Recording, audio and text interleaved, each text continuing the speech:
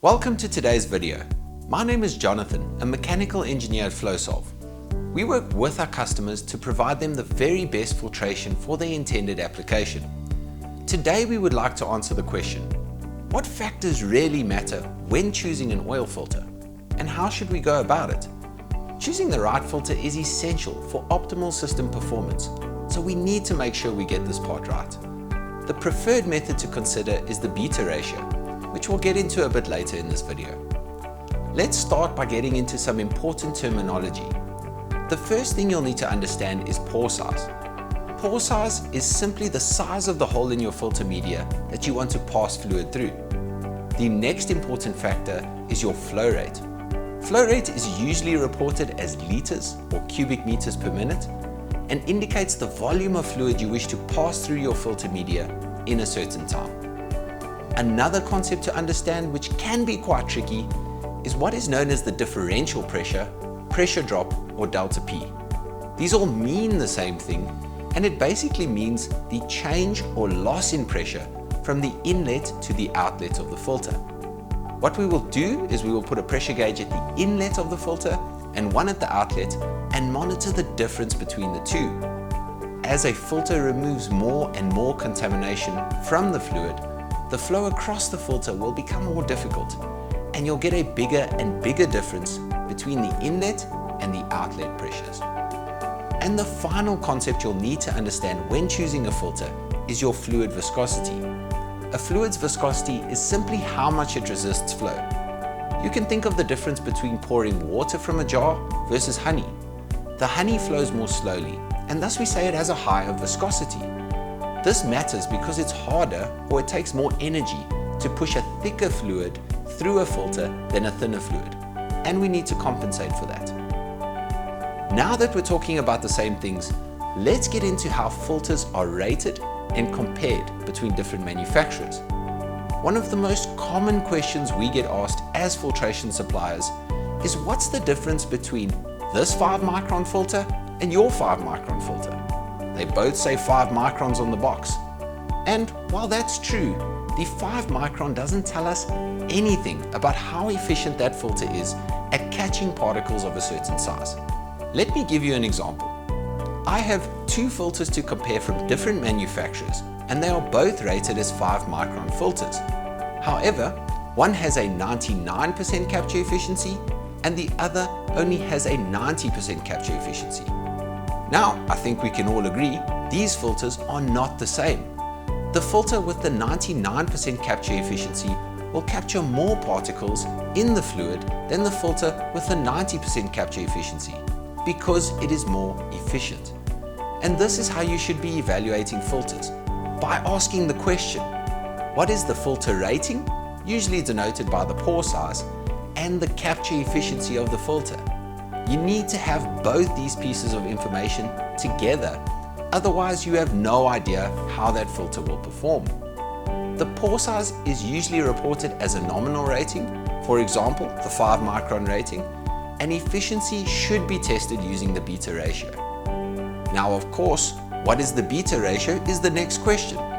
Simply, it is how the filtration industry measures filter efficiency. And if you'd like to read more about it, the test is done according to the ISO standard, ISO 16889, also known as the multi-pass test. So what we will do when testing for the beta ratio of a filter is we will take the filter media and challenge it with particles of a known size and distribution. By placing a particle counter at the inlet and one at the outlet of the filter and comparing the two, we can find a ratio that describes the efficiency of the filter. For example, if I take a filter and challenge it with 1000 particles of 10 microns and I only get 5 particles at the outlet, that means I have a beta ratio of 200, 1000 divided by 5. However, if I challenge another filter with the same particles and I get, for example, 100 particles at the outlet, I'll have a beta ratio of 10, 1000 divided by 100. And you can think for yourself, do I want only 5 particles to get through or 100 particles? I think most of us would agree that the less particles that get through my filter, the better. Thus, Depending on the application, we'd usually prefer a higher beta ratio to a lower beta ratio. The way you'll see the beta ratio reported to you is beta x equal to c. The x will specify the size of the particles that were tested for, and the c is the ratio between the inlet and the outlet, or the efficiency of the filter. So to really compare two filters, we want to make sure that the x's are the same, and then we'll look for the filter that gives the higher beta ratio. Now I hope you can see the importance of the beta ratio. However, I think it's important to note that there are a few things to consider when we're looking at upgrading the filters in our system. If we consider moving to a higher beta ratio filter, the filter is going to be more efficient at removing particles. That's why we chose it. But that means by its nature, the filter will resist the flow of the fluid more strongly than before. This could mean that if you choose a filter solely based on the highest efficiency and don't take into account variables such as the fluid viscosity and the flow rate, the pressure drop could be so high that it could make either the internal bypass on your filter housing open, which means you won't be filtering anything, or your filter element will collapse and release all the dirt it has collected back into the system.